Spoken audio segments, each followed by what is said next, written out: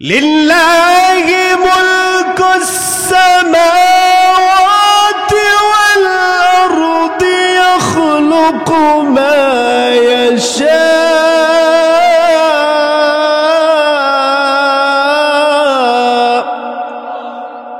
ইয়াহাবু লিমান ইয়াশাউ ইনাথা ওয়া ইয়াহাবু লিমান ইয়াশাউ যুকুর।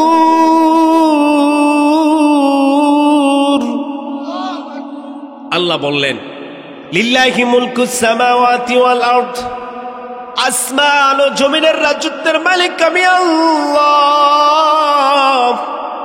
আসমান ও জমিনের বাদশাহী জুড়ে বলুন তো কার? আল্লাহ বললেন আমার। কেমন ক্ষমতা আল্লাহ? আল্লাহ ব্যাখ্যা করলেন ইয়াখলুকু মা ইয়াশাউ, তিনি যা ইচ্ছা তাই সৃষ্টি করেন। কি সৃষ্টি করেন? আল্লাহ বললেন ইয়াহাবু লিমান ইয়াশাউ ইনাতাও ওয়া ইয়াহাবু লিমান ইয়াশাউ যুকুর। আমি আল্লাহ যাকে ইচ্ছা কন্যা সন্তান দেই, যাকে ইচ্ছা পুত্র সন্তান দেই। আল্লাহ পাক রব্বুল আলামিন বললেন আমি আল্লাহ যাকে ইচ্ছা ছেলে সন্তান, যাকে ইচ্ছা মেয়ে সন্তান, যাকে ইচ্ছা ছেলেও দেই, যাকে ইচ্ছা মেয়েও দেই। আমি আল্লাহ যাকে ইচ্ছা বন্ধ করে দেই। ক্ষমতা কার? যেটা বলুন, ছেলে দেওয়ার মালিককে, মেয়ে দেওয়ার মালিককে, বন্ধ করার মালিককে।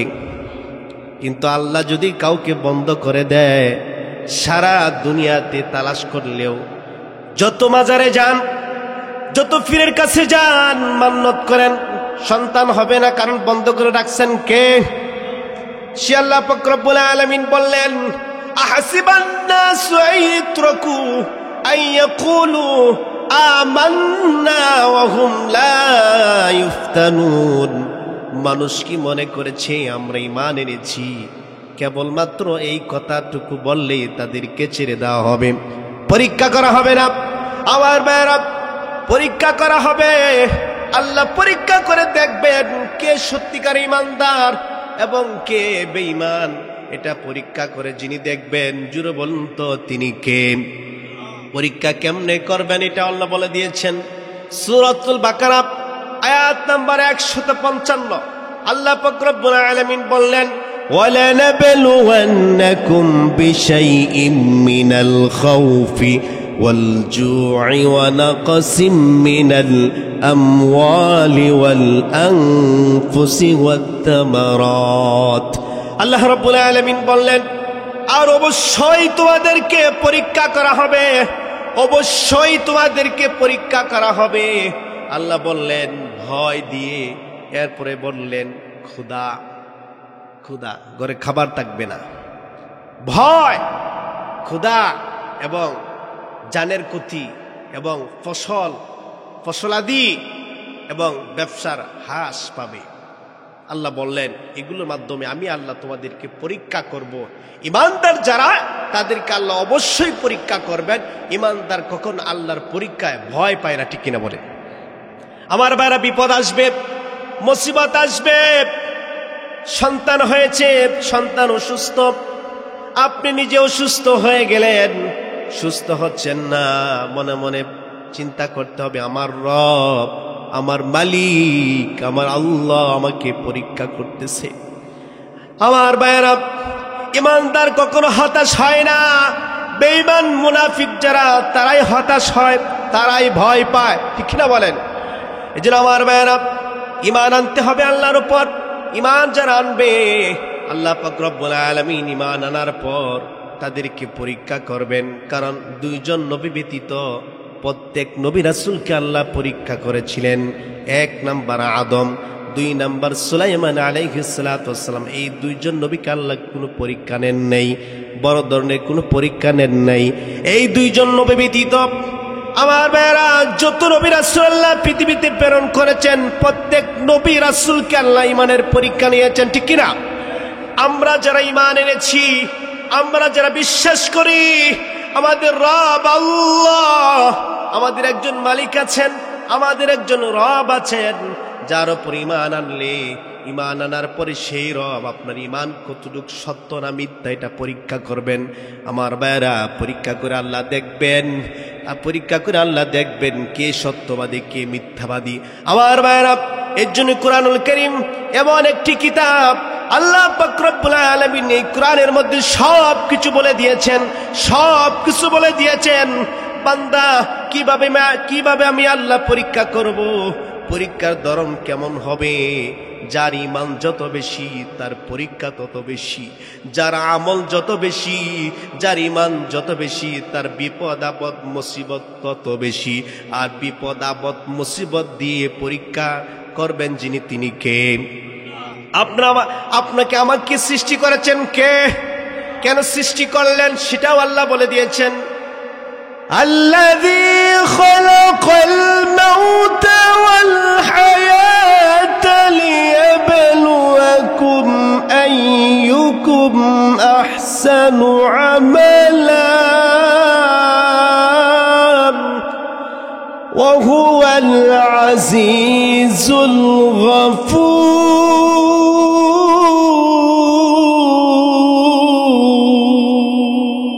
বললেন আল্লাযী খালাকাল মাউতা ওয়াল হায়াতা, তিনি সেই সত্তা যিনি মানুষের হায়াত এবং মৌত, জীবন এবং মরণ সৃষ্টি করেছেন।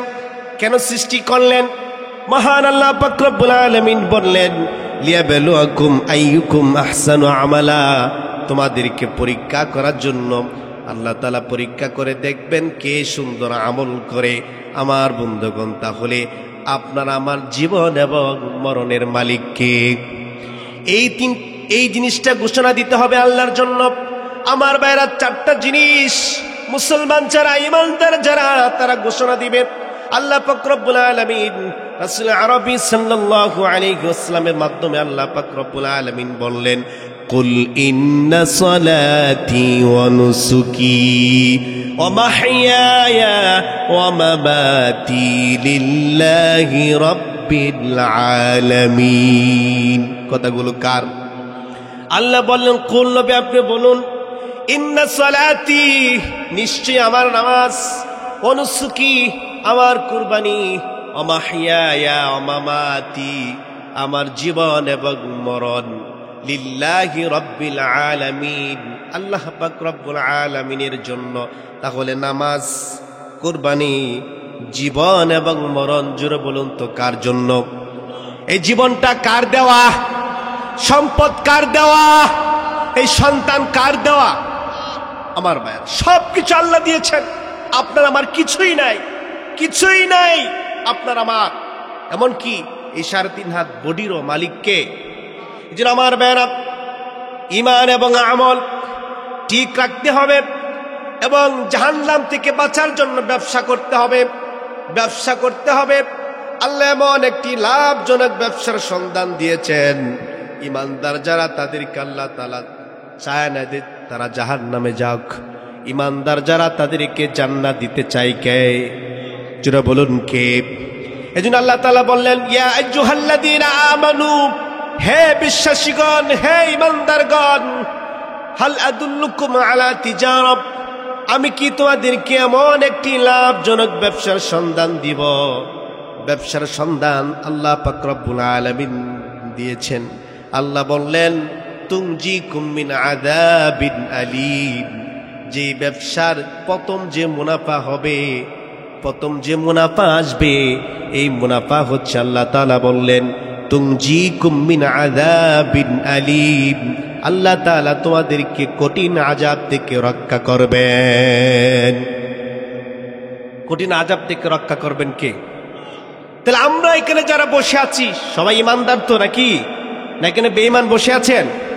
ঈমানদার যদি আমরা হয়ে থাকি, তাহলে আল্লাহ বললেন, হে ঈমানদারেরা, আমি তোমাদেরকে এমন একটি লাভজনক ব্যবসার সন্ধান দিচ্ছি।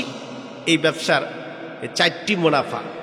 1 নম্বর মুনাফা হচ্ছে আল্লাহ তাআলা আমাদেরকে জাহান্নামের আগুন থেকে রক্ষা করবেন। সুবহানাল্লাহ। আর একটা দিবেন দুনিয়াতে, 3টা আখিরাতে। তাহলে ঈমানদার যারা, তাদেরকে আল্লাহ পরীক্ষা নেবেন, পরীক্ষার মাধ্যমে ঈমান যাচাই করবেন। ইমান কেমন মজবুত নাকি দুর্বল এটা আল্লাহ দেখবেন। আর ওই ইমানদার যারা, তাদেরকে আল্লাহ বললেন আমি আল্লাহ লাভজনক ব্যবসার সন্ধান দিচ্ছি। আমার ভাইয়েরা, বোঝার জন্য বলতেছি, মানিকখালী বাজার, এই বাজারে আপনি একটি ব্যবসা শুরু করবেন। প্রথমে একটি দোকান অ্যাডভান্স করতে হবে, কমসে কম 5 লক্ষ টাকা অ্যাডভান্স দিলেন। এরপরে আপনি পুঁজি ব্যবহার করলেন 5 লক্ষ টাকা, 5 লক্ষ আর 5 লক্ষ 10 লক্ষ টাকা। আপনি ব্যবসা শুরু করার আগে আপনার লাভ লস তো পরের বিষয়। প্রথম একটা মানুষ যদি দুনিয়ার জমিনে ব্যবসা শুরু করে, তাহলে কমসে কম এই বর্তমান বাজার অনুসারে 10 লক্ষ টাকার দরকার, ঠিক কিনা বলে? 10 লক্ষ টাকা দিয়ে আপনি কি ব্যবসা শুরু করলেন, এই ব্যবসার মধ্যে লাভ লস আছে না নাই? কিন্তু মহান আল্লাহ তাআলা এই কোরআনের মধ্যে এমন একটি লাভজনক ব্যবসার সন্ধান দিচ্ছেন যে ব্যবসাতে কোনো লস নাই, শুধু লাভ আর লাভ। সুবহানাল্লাহ। এই ব্যবসার প্রথম লাভ হচ্ছে জাহান্নামের আগুন থেকে আল্লাহ তাআলা রক্ষা করবেন। তাহলে জাহান্নাম থেকে আমরা বাঁচতে চাই তো?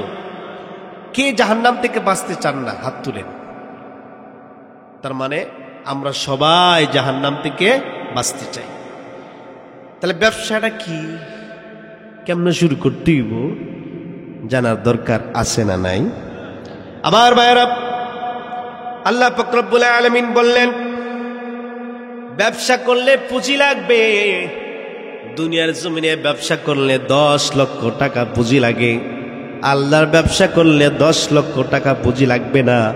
আল্লাহ পাক রব্বুল আলামিন যে ব্যবসার কথা বলেছেন, এই ব্যবসা শুরু করলে প্রথম লাগবে ঈমান। কার উপর? আল্লাহ তাআলা বললেন তুমিনুনা বিল্লাহি ওয়া রাসূলিহি ওয়া তুজাহিদুনা ফি সাবিলিল্লাহি বিআমওয়ালিকুম ওয়া আনফুসিকুম যালিকুম খায়রুল লাকুম ইন কুনতুম তা'লামুন। আমার বন্ধুগণ, আল্লাহ তাআলা বললেন তুমিনুনা বিল্লাহ, প্রথম ঈমান আল্লাহর উপর, এরপর ঈমান আনো রাসূলের উপর। আল্লাহর উপর ঈমান আনার পরে রাসূলের উপর ঈমান আনতে হবে। এরপরে ওয়া তুজাহিদুনা ফি সাবিলিল্লাহি বিআমওয়ালিকুম ওয়া আনফুসিকুম, জান এবং মাল দিয়ে আল্লাহ রাস্তায় জিহাদ করতে হবে। সুবহানাল্লাহ। জান মাল কার দেওয়া? এখন আল্লাহ রাস্তায় জিহাদ করতে হবে, তাহলে পুঁজি লাগবে। পুঁজি হচ্ছে ঈমান। 1 নাম্বার আল্লাহর উপর ঈমান আনতে হবে, 2 নাম্বার রাসূলের উপর ঈমান আনতে হবে, তারপরে জান মাল দিয়ে আল্লাহ রাস্তায় জিহাদ করতে হবে। তাহলে যে মুনাফা আমরা অর্জন করব, এই প্রথম মুনাফা হচ্ছে জাহান্নামের আগুন থেকে রক্ষা করবেন কে? কেমন জাহান্নাম আমার ভাইরা? আল্লাহ পাক রব্বুল আলামিন জাহান্নামের সংক্ষিপ্ত পরিচয় তুলে ধরেছেন। দেখেন আল্লাহ কি বললেন। আল্লাহ পাক রব্বুল আলামিন বললেন ইন্না জাহান্নামা কানাত মিরসাদা, নিঃসন্দেহে জাহান্নাম হচ্ছে একটি গোপন ফাঁদ, গোপন জায়গা, যেখানে শিকারী, যেরকম আমরা দেখেছি যে ময়না পাখি বা বিভিন্ন পাখি যারা শিকার করে, যারা ধরতে যায়, এরা কিন্তু একটা গোপন বাসা তৈরি করে না? যেখানে পাখি কিন্তু আদার খাওয়ার জন্য আসে, আসার পরে ধরা পড়ে যায়, আটকা পড়ে যায়। এই জন্য জাহান্নাম একটি গোপন ফাঁদ, একটি গোপন জায়গা, যেখানে মানুষ গিয়ে আটকা পড়ে যাবে, ধরা পড়ে যাবে। আমার ভাইয়েরা, অনেকেই মনে মনে বলেন আমি মুসলমান, আমার বাবা মুসলমান, আমার দাদা মুসলমান, আমার পরিচয় আমি মুসলিম, নামাজ পড়ি না, তাতে কি হয়েছে? ঈমান বড় শক্ত, কালিমা পড়েছি, নবীর উপর ঈমান এনেছি, আল্লাহর উপর ঈমান এনেছি, একদিন না একদিন তো আমি জাহান্নাম থেকে রক্ষা পাবো, জান্নাতে প্রবেশ করব, এরকম ধারণা নিয়ে, এরকম বিশ্বাস নিয়ে বসে আছেন। আমার আল্লাহ পাক রব্বুল আলামিন জাহান্নামের পরিচয় দিতে গিয়ে বললেন ইন্না জাহান্নামা কানাত মিরসাদা লিত্তাগিনা মাআবা। জাহান্নামে কারা যাবে? যারা বিদ্রোহী, যারা আল্লাহর সাথে সীমা লঙ্ঘন করে, আল্লাহর বিধান মানে না, কোরআন মানে না, রাসূলের আদর্শ মানে না, আল্লাহর হুকুম পালন করে না, আল্লাহকে অস্বীকার করে, কোরআনকে অস্বীকার করে, এই সমস্ত বিদ্রোহী যারা, আল্লাহ বললেন জাহান্নাম বিদ্রোহীদের জায়গা। কথাকার মনে হয় 10 দিন থাকবেন, মনে হয় 1 মাস থাকবেন, মনে হয় 1 বছর থাকবেন না। আল্লাহ পাক রব্বুল আলামিন বললেন লাবিতিনা ফিহা আহকাবা, যুগের পর যুগ পরে থাকতে হবে। যেখানে আল্লাহ বলছেন যুগের পর যুগ পরে থাকতে হবে, সেখানে মুসলমান কয় আরে আমি নবীর উম্মত, নবী কি আমাকে রেখে এই জান্নাতে যাবেন? না, আমাকে জাহান্নামে রেখে নবীজি জান্নাতে যাবেন না, নবীজি আমাকে সুপারিশ করে জান্নাতে নিয়ে যাবেন। আল্লাহ এখানে কি বলছেন? আল্লাহ বলছেন যে লাবিসিনা ফিহা আহকাবা, যুগের পর যুগ পরে থাকতে হবে সেখানে যুগের পর যুগ পরে থাকতে হবে। আমার ভাইরা, এই কঠিন জাহান্নামের শাস্তি থেকে, এই কঠিন জাহান্নাম থেকে যদি বাঁচতে চান তাহলে ব্যবসা করতে হবে। আর ব্যবসা এমন ব্যবসা যে ব্যবসার মধ্যে কোনো লস নেই, শুধু লাভ আর লাভ। সুবহানাল্লাহ। তাহলে জাহান্নাম থেকে বাঁচতে চান তো? তাহলে আমার বাড়ি ইমানের শিরিক করা যাবে না। 1 নাম্বার, ইমানের শিরিক করা যাবে না। এই মাথা আল্লাহ ছাড়া অন্য কারো সামনে নত করা যাবে। কিন্তু দেখা যায় জুমার দিন জুমা নামাজ পড়লেন, নামাজটা পড়ে ল্যাংটার দরবারে গেলেন, গিয়ে একটা সেজদা দিলেন, মসজিদে সেজদা দিলেন আল্লাহ রে, মাজারে গিয়ে সেজদা দিলেন কারে? কারে দিলেন? অনেকে কয় হুজুর এটা তো সম্মানের সেজদা। আমার ভাইয়েরা, সম্মানের সেজদা বলতে কিসের সেজদা? দেখেন, প্রথম আল্লাহ তাআলা আদমকে সৃষ্টি করলেন, সৃষ্টি করার পরে ফেরেশতাদেরকে বললেন ফেরেশতারা তোমরা এই আদমকে সেজদা করো, এবং জিনদেরকেও বলেছিলেন যে হে জিনেরা, ফেরেশতারা তোমরা আদমকে সেজদা করো। দেখেন মুফাসসিরে কেরাম এই সেজদা ব্যাখ্যা 2টা। এখানে সরাসরি ফেরেশতা এবং জিনদেরকে আল্লাহ বলছেন যে তোমরা আদমকে সম্মানের সেজদা করো, এই কথা বললেন। আরেকজন বলছেন যে আসলে আদমকে সামনে রেখে সরাসরি আল্লাহকে সেজদা দেওয়ার কথা বলছেন কে? তাহলে সেজদা কয় প্রকার? 2 প্রকার। একটা হচ্ছে ইবাদতের সেজদা, আর একটা হচ্ছে সম্মানের সেজদা। তাহলে সম্মানের সেজদা করার জন্য আল্লাহ ফেরেশতা এবং জিনদেরকে বললেন যে তোমরা সরাসরি আদমকে সেজদা করো, অথবা আদমকে সামনে রেখে আমি আল্লাহকে সেজদা করো। সুবহানাল্লাহ কইতেন না? এবার আল্লাহর হুকুম পালন করলো ফেরেশতারা। কারা করছে? ফেরেশতা সেজদা দিছে। ইবলিস সেজদা দেয় নাই, সে অহংকার করলো। সে বলল, আল্লাহ বললেন যে আমি যে আদমকে সেজদা করার কথা বললাম, সেজদা করতে তোরে বাধা দিল কিসে? এই কথা বলার পরে ইবলিস কয় যে আমি তার চেয়ে শ্রেষ্ঠ, আমি তার চেয়ে কি শ্রেষ্ঠ। আমারে বানাইছো আগুন দিয়ে আর তারে বানাইছো মাটি থেকে, তাহলে মাটি চাইতে আগুন পাওয়ার বেশি, আগুন আলো দেয়, মাটি অন্ধকার, আমি তার চেয়ে শ্রেষ্ঠ। আমার ভাইয়েরা, ওদিকে যাচ্ছি না, ওদিকে গেলে আলোচনা অনেক লম্বা হয়ে যাবে।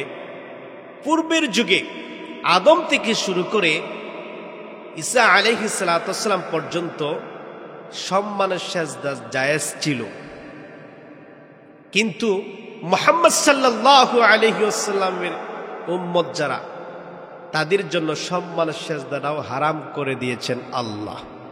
কেন? এই সেজদা আগে জায়েজ ছিল, এখন হারাম কেন? একটা হলো সম্মানের সেজদা, আর একটা হলো ইবাদতের সেজদা।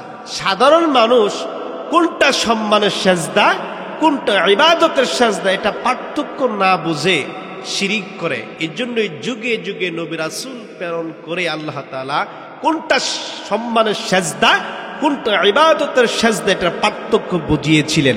কিন্তু আপনার আমার নবীর পরে তার কোনো নবী আসবে না। এর জন্যই এই নবীর উম্মতের জন্য সম্মানের সেজদাও হারাম করে দিয়েছেন কে? তার মানে এই মাথা একমাত্র আল্লাহ ছাড়া অন্য কারো সামনে মাথা নত করা, সেজদা দেওয়া শিরিক। শিরিক ঠিক কিনা বলে? তাহলে কোনো ল্যাংটার বাজারে কোনো পীরকে সেজদা করা যাবে? সেজদা করলে ঈমান শেষ হয়ে যাবে, ঈমান নষ্ট হয়ে যাবে। এজন্য আমার ভাইরা, প্রথমে ঈমানে শিরিক করা যাবে না, এরপরে আমলে শিরিক করা যাবে না।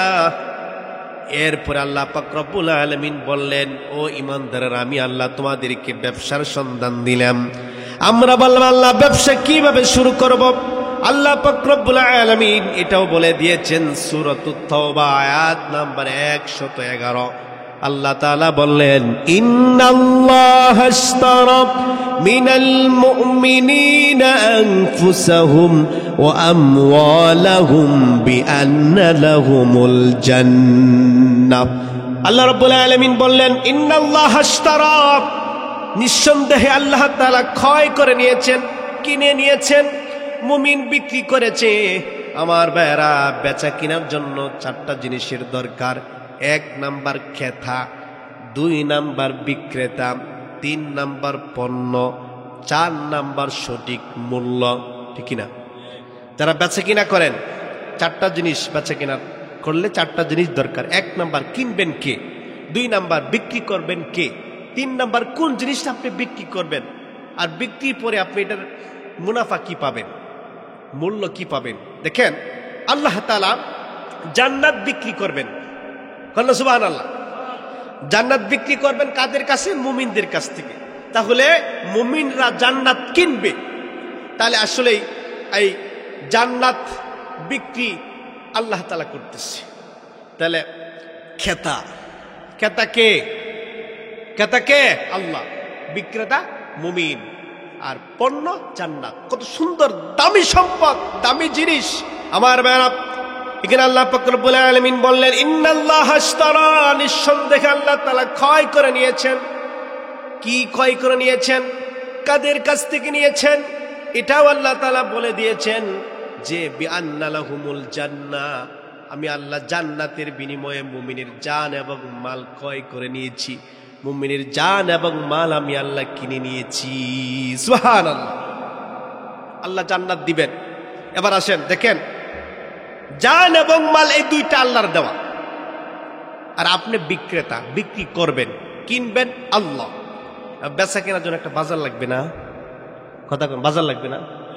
বাজার তো লাগবে। বাজার হচ্ছে জিহাদের ময়দান। বাজার জিহাদের ময়দান। জিহাদের ময়দানে যুদ্ধ করতে হবে, জান মাল আল্লাহর রাস্তায় কুরবান করতে হবে। আমার ভাইরা, এর জন্যই কত সুন্দর করে আল্লাহ পাক রব্বুল আলামিন বললেন, ইয়া আইয়ুহাল্লাযীনা আমানু, হে বিশ্বাসীগণ, হে ঈমানদারগণ, আমি কি তোমাদেরকে এমন একটি লাভজনক ব্যবসার সন্ধান দিব? আমরা বললাম, আল্লাহ। লাভজনক ব্যবসা কি? আল্লাহ বললেন, বান্দা, এমন ব্যবসা যে ব্যবসা করলে আমি আল্লাহ তোরে জান্নাত দিব। জান্নাত দিবেন কে? উহুদ যুদ্ধ চলতেছে, এমত অবস্থায় একজন যুবক এসে রাসূল আরবি সাল্লাল্লাহু আলাইহি ওয়াসাল্লামের কাছে এসে প্রশ্ন করলেন, ইয়া রাসূলুল্লাহ, এই যে যুদ্ধ চলতেছে, এই যুদ্ধে যদি আমি শহীদ হয়ে যাই তাহলে বিনিময়ে কি পাবো? আল্লাহ আমাকে কি দিবেন? বিনিময়ে কি পাবো? রাসূল আরবি সাল্লাল্লাহু আলাইহি ওয়াসাল্লাম বললেন, যুবক শুনো, এই যুদ্ধে যদি তুমি শহীদ হয়ে যাও, এই যুদ্ধে যদি তুমি শহীদ হও, তাহলে বিনিময়ে আল্লাহ তোমাকে জান্নাত দিবেন। কি দিবেন? সুবহানাল্লাহ কইতেন না? জান্নাত চাই কি চাই না? যুবক জান্নাত দিবেন। এই যুবকের ব্যাগে ছিল কিছু কুরমা, খেজুর।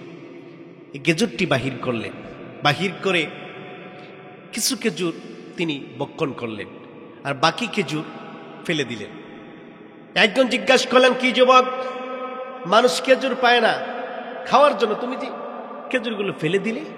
যুবক বলতেছে, দেখো, বিশ্বনবী জনাবে মুহাম্মদুর রাসূলুল্লাহ সাল্লাল্লাহু আলাইহি ওয়াসাল্লাম বলেছেন, এই যুদ্ধে যদি আমি শহীদ হই তাহলে আল্লাহ আমাকে জান্নাত দিবেন। আমি যদি বাকি খেজুর খাই তাহলে আমার সময় জান্নাতে যাওয়ার দেরি হয়ে যাবে। সুবহানাল্লাহ কইতেন না? যুদ্ধ করলে তো আসলে শক্তির প্রয়োজন, শক্তির দরকার। এই যুবক অর্ধেক খেজুর ফেলে দিলেন, বাকি খেজুর খেয়ে যুদ্ধের ময়দানে চলে গেলেন। যুদ্ধ করতে করতে অনেক কাফিরকে হত্যা করেছেন, জাহান্নামে নিক্ষেপ করেছেন। যুদ্ধ করতে করতে কাফিরদের দলের মধ্যে ঢুকে গেলেন। পিছন দিক থেকে সাহাবীরা বলতেছে, ওগো আল্লাহর বান্দা, আপনি কোথায় যান? সামনে যায়েন না, সামনে গেলে কাফিররা আপনাকে হত্যা করে ফেলবে। এবার দেখেন যুবক জবাব দেয়, ও আল্লাহর নবীর সাহাবী, পিছন দিক থেকে আমাকে বাধা দিও না, আমাকে সামনে যেতে দাও। আমি উহুদের পাহাড় থেকে জান্নাতের সুঘ্রাণ আমার নাকের মধ্যে আসতেছে। কি আসতেছে? জান্নাতের সুঘ্রাণ আসতেছে। আমার ভাইয়েরা, ওই যুবক কাফেরদের সাথে যুদ্ধ করতে করতে শহীদ হয়ে গেল। আল্লাহ পাক রব্বুল আলামিন তাকে শহীদের মর্যাদা দিয়ে তাকে জান্নাতে প্রবেশ করার সুযোগ দিয়েছেন। সুবহানাল্লাহ। তাহলে দেখেন, তারা জীবনের পরোয়া করে নাই, জানের মায়া করে নাই। আমার বন্ধুগণ, জান্নাতে তো সুজানা। রাসূল আরবী সাল্লাল্লাহু আলাইহি ওয়াসাল্লাম বললেন, ওয়ালামু আন্নাল জান্নাতা তাহতা দিলালিস সুয়ুফ। শুনে রাখো, তরবারির ছায়ার তলে রয়েছে জান্নাত। আজকে মানুষ মাজারে জান্নাত খুঁজে, পীরের কাছে মুরিদ হয়ে জিকিরের মাধ্যমে জান্নাত তালাশ করে। আজকে মানুষ মসজিদে বসে নামাজ আদায় করার পর তবজি পড়ে আর জিকির করার কোরআন তেলাওয়াত করে জান্নাত তালাশ করে। আমার ভাইয়েরা, জান্নাতে যেতে হলে নামাজ লাগবে, জিকির লাগবে, কোরআন তেলাওয়াত লাগবে। কিন্তু আমার ভাইয়েরা, রাসূল আরবী সাল্লাল্লাহু আলাইহি ওয়াসাল্লামের সাহাবীরা জান্নাত তালাশ করতেন জিহাদের ময়দানে। রাসূল বললেন, জান্নাত হচ্ছে তরবারির ছায়ার তলে। এই হাদিসের ব্যাখ্যা করতে গিয়ে আমার ভাইয়েরা, মুহাদ্দিসগণ অসংখ্য ব্যাখ্যা করেছেন। একজন বললেন যে যখন মুমিন এবং কাফিররা জিহাদের ময়দানে যুদ্ধ করার জন্য যখন চলে যায়, একদল কাফের আসছে ইমানদারদের সাথে যুদ্ধ করার জন্য, এমত অবস্থায় মহান আল্লাহ পাক রব্বুল আলামিন জান্নাতের সমস্ত দরজাগুলো খুলে রাখেন, জাহান্নামের সমস্ত দরজাগুলো খুলে রাখেন। যদি ওই জিহাদের ময়দানে কোনো মুমিন শাহাদাত বরণ করে, কোনো মুমিন যদি মারা যায়, তাহলে সম্মানের সাথে আল্লাহর ফেরেশতারা ওই মুমিনকে জান্নাত দিয়ে দেয়, জান্নাতে প্রবেশ করায়। আর যদি কোনো কাফের ওই জিহাদের ময়দানে নিহত হয়, তাহলে তাকে জাহান্নামের মধ্যে নিক্ষেপ করে। এর জন্য রাসূল আরবী সাল্লাল্লাহু আলাইহি ওয়াসাল্লাম বললেন, তরবারির ছায়ার তলে জান্নাত। আজকে মুসলমান তরবারির কথা ভুলে গেছে, আজকে মুসলমান জিহাদের কথা ভুলে গেছে। নামাজ, রোজা, জিকির, আজকাল যেই কোরআনের মধ্যে আল্লাহ বলেছেন, সেই কোরআনে আল্লাহ জিহাদ করার কথা বলেছেন। ঠিক কিনা? ঠিক না ভাই? ঠিক। আমার ভাইরা, বদর যুদ্ধ 313 জন সাহাবী আর কাফেররা 1000-এর উপরে। দেখেন, ইসলামের বিজয়টা এমনি এমনি আসে নাই, এত সহজ ইসলামের বিজয় হয় নাই। ইসলাম যে আমরা পেয়েছি ঘরে বসে, আজকে আমরা এই শুনে শুনে মুসলমান হয়েছি। বাবা মুসলমান, দাদা মুসলমান, আমি মুসলমান। আরে এমনি এমনি ইসলাম এত সহজে আসে নাই। ইসলাম এসেছে বহু মানুষের রক্তের বিনিময়ে, জীবনের বিনিময়ে আমরা ইসলাম পেয়েছি। ঠিক কিনা বলেন? দেখেন, বদরের যুদ্ধ প্রথম যুদ্ধ, এটা প্রথম তো যুদ্ধের ঘোষণা হয়ে গেল। রাসূল বললেন, কে যুদ্ধের ময়দানে তোমরা কারা কারা জিহাদ করার জন্য যাবে? সাহাবীরা কাতার সোজা লাইন ধরে নাম লিখাচ্ছেন। এমত অবস্থায় দুইজন শিশু ওই লাইনে দাঁড়াইছে। সুবহানাল্লাহ কইতেন না? একজনের বয়স 10, আরেকজনের বয়স 13। একজনের 10 বছর, একজনের কত বছর? 13 বছর। আপন দুই ভাই। ইসলাম দেখেন, কাদের রক্তের বিনিময়ে ইসলাম দেশে এসেছে, ইসলাম প্রতিষ্ঠা হয়েছে। আজকে আমরা ইসলাম পেয়েছি। আমার ভাইরা, রাসূল আরবী সাল্লাল্লাহু আলাইহি ওয়াসাল্লাম জিহাদের জন্য নাম নিচ্ছেন। একজন মহিলা, এটা পুরুষের লাইন ধরে, এটা পুরুষের লাইন, পুরুষ লাইন ধরে দাঁড়িয়ে আছে, নাম লিখতেছে একজনের পর একজন। তো একজন মহিলা তার কোলে শিশু নিয়ে এই লাইনে দাঁড়াইছে, দাঁড়িয়ে বলতেছে যে, ইয়া রাসূলুল্লাহ সাল্লাল্লাহু আলাইহি ওয়াসাল্লাম, আমার এই দুধের শিশুকে আপনি জিহাদের জন্য কবুল করুন। যেটা করতেন না সুবহানাল্লাহ। দুধের শিশুকে রাসূল বললেন যে আমি তো জিহাদের জন্য নাম নিচ্ছি, বাচ্চাদের খেলার জন্য তো নাম নিচ্ছি না। তোমার এই দুধের শিশু না তীর চালাতে পারবে, না তরবারি চালাতে পারবে, না ঘোড়ায় বসতে পারবে, না ঢাল ঘোরাতে পারবে।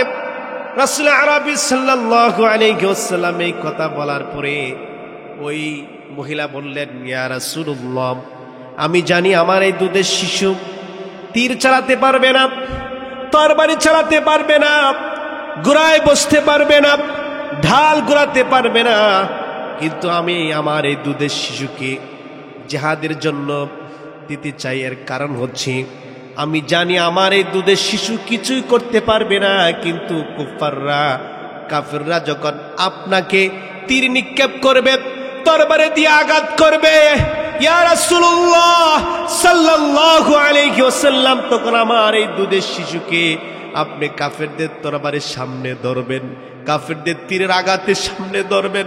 আমার এই দুধের শিশু কাফেরদের তরবারির আঘাতে, কাফেরদের তীরের আঘাতে টুকরা টুকরা হয়ে যাবে।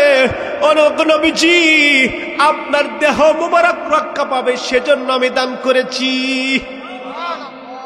দেখেন ইসলাম কিভাবে আসছে। একজন মা তার দুধের শিশুকে জিহাদের জন্য দিতে চায়, আর দুইজন শিশু বাচ্চা এরা সাহাবীরা যখন একজনের পর একজন নাম বলতেছে, ইয়া রাসূলুল্লাহ আমার নাম লিখেন, আমার নাম লিখেন, তখন এই দুইজন শিশু এই লাইনে দাঁড়াইছে। দাঁড়ানোর পরে রাসূল বললেন, তোমরা তো শিশু মানুষ, তোমরা, ইয়া রাসূলুল্লাহ তোমরা, আমরা আসছি কেন জানেন ইয়া রাসূলুল্লাহ? আমরা এসেছি, আমরা শুনেছি ইসলামের প্রথম যুদ্ধ বদরের ময়দানে নাকি আবু জাহেল নামক একজন ব্যক্তি, যিনি নাকি নবীজিকে অসংখ্যবার কষ্ট দিয়েছেন, নবীজিকে গালাগালি করেছেন। ইয়া রাসূলুল্লাহ, আমরা শুনেছি যে ওই জিহাদের ময়দানে আবু জাহেল আসবে, আমরা আর কাউকে হত্যা করতে চাই না, আমরা জিহাদের ময়দানে যেতে চাই, যুদ্ধ করতে চাই, আর আমাদের টার্গেট হচ্ছে ওই রাসূলের দুশমন, কোরআনের দুশমন, ইসলামের দুশমন আবু জাহেলকে হত্যা করব। রাসূল বললেন, তোমরা তো শিশু মানুষ, বাড়িতে চলে যাও, বয়স হলে পরে আইস। এবার দেখেন বড় ভাই বলতেছে, ইয়া রাসূলুল্লাহ আমি বড় আর আমার ভাই ছোট, ইয়া রাসূলুল্লাহ আমার গায়ে শক্তি আছে, আপনি আমাকে জিহাদের জন্য কবুল করেন। রাসূল বললেন, অনেক না করলেন, না তোমরা চলে যাও। কিন্তু দেখতেছে যে না, ওই দুইজন শিশু যাওয়ার জন্য খুব আগ্রহী, নবীর দুশমনকে হত্যা করবে, এই জন্য যুদ্ধের ময়দানে তারা গিয়ে যুদ্ধ করবে নবীর দুশমনকে হত্যা করার জন্য। কিন্তু নবীজি বলতেছে, না না, তোমাদের যাওয়ার দরকার নাই। এরা বলতেছে, না ইয়া রাসূলুল্লাহ আমরা যাব, আমরা মার সাথে ওয়াদা করে এসেছি, মাকে বলে দিয়েছি, ইয়া রাসূলুল্লাহ আপনি যখন জিহাদের ঘোষণা দিয়েছেন, আমার মা ঘরে বসে কান্না করতেছে, আহারে আজকে যদি আমার উপযুক্ত একটা সন্তান থাকতো, তাহলে আমি জিহাদের জন্য আমার এই সন্তানকে দিয়ে দিতাম। আমার সন্তান যদি শহীদ হয়ে যেত, তাহলে কিয়ামতের দিন আমি মা শহীদের মা হতাম। মা হওয়ার জন্য আমার মনে অনেক আশা আকাঙ্ক্ষা, কিন্তু আজকে তো আমার উপযুক্ত কোনো সন্তান নেই, আজকে তো আমার সন্তানকে আমি জিহাদের ময়দানে দিতে পারবো না। এই জন্য ইয়া রাসূলুল্লাহ আমার মা ঘরে বসে কান্না করতেছে, আমার মা শহীদের মা হওয়ার খুব শখ, আমার মা চায় শহীদের মা হতে। ইয়া রাসূলুল্লাহ মার সাথে ওয়াদা করে এসেছি, ইয়া রাসূলুল্লাহ মার সাথে ওয়াদা করে এসেছি যে আমরা যুদ্ধের ময়দানে গিয়ে নবীর দুশমনকে হত্যা করব, আমরা শহীদ হব, কিয়ামতের দিন আমার মাকে উপহার দিব।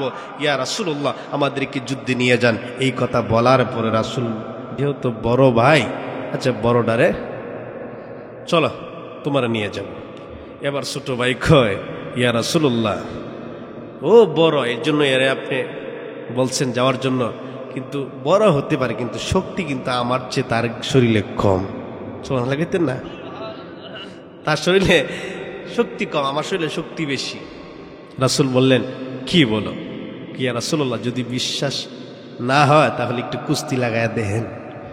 যদি আমি তারা বাগাইতারি তাইলে আপনি আমারে নিবেন। রাসূল বললেন ঠিক আছে দেখা যাক। তো রাসূল দেখলেন যে এই দুই ভাই একজন একজনের সাথে পাল্টাপাল্টি দরাদরি শুরু হয়ে গেল। তো ছোট ভাই কানে কানে বড় ভাইরে কইতেছে, বড় ভাই আমরা দুই ভাই আপন ভাই, একসাথে আমরা খেলাধুলা করি, একসাথে খাবার খাই, একসাথে ঘুমাই। আজকে ভাই তুমি জিহাদের ময়দানে যাবে, যুদ্ধ করবে, আমি বাড়িতে বসে থাকবো, এটা তো হয় না ভাই। আজকের জন্য তোমার শক্তিটা, গায়ের শক্তি, গায়ের জোর ছেড়ে দাও। আজকে নবীজি দেখুক, সাহাবীরা দেখুক যে তোমার চাইতে আমার গায়ে একটু শক্তি বেশি, আমার একটু সুযোগ করে দাও। কানে কানে ছোট ভাই বড় ভাইয়ের এই কথা কইতেছে, আর নবীজি এবং সাহাবীরা তাদের কথাগুলো শুনতেছে। সুবহানাল্লাহ। এবার বড় ভাই নিচে হয়ে গেছে, ছোট ভাই উপরে।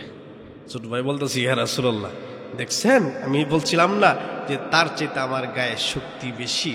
ছোট ভাই বললেন যে আমি একা যাবো কেন? আমার বড় ভাই বললেন আমি একা কেন যাব, ছোট ভাইকে নিয়ে যাই।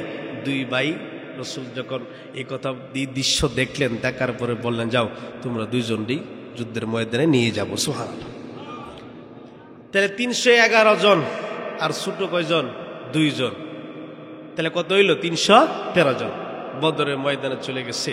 দেখেন অনেক লম্বা ঘটনা, যে আল্লাহ তাআলা যে বলছেন জান এবং মালের বিনিময়ে জান্নাত দিবেন মুমিনদেরকে, এটা সোজা কথা না। নামাজ হইরেই সারাদিন 5 ওয়াক্ত নামাজ, 24 ঘন্টার মধ্যে 5 ওয়াক্ত নামাজ ফরজ, এরপরও আপনারা মসজিদে পাওয়া যায় না। আর আপনি কোন যে আমি তো জান্নাতি নবীর উম্মত। দেখেন এত সোজা না। ইমানের পরীক্ষা দিতে হবে, ইমানের পরীক্ষা আসবে। ইমানের পরীক্ষা নিবেন কে? জোরে বলুন কে? আল্লাহ। আবার ভাইয়েরা আবার আসেন, যুদ্ধের ময়দানে কাফিররা চলে গেল, মুমিনরাও চলে গেল। 313 জন সাহাবী, 2 জন শিশু, আব্দুর রহমান ইবনে আউফ রাদিয়াল্লাহু তাআলা আনহু, উনি প্রথম কাতারে, আর 2 জন শিশু। নারে তাকবীর, লিল্লাহি তাকবীর। প্রধান বক্তার আগমন, মুফতি আতিকুল্লাহ সাহেবের আগমন।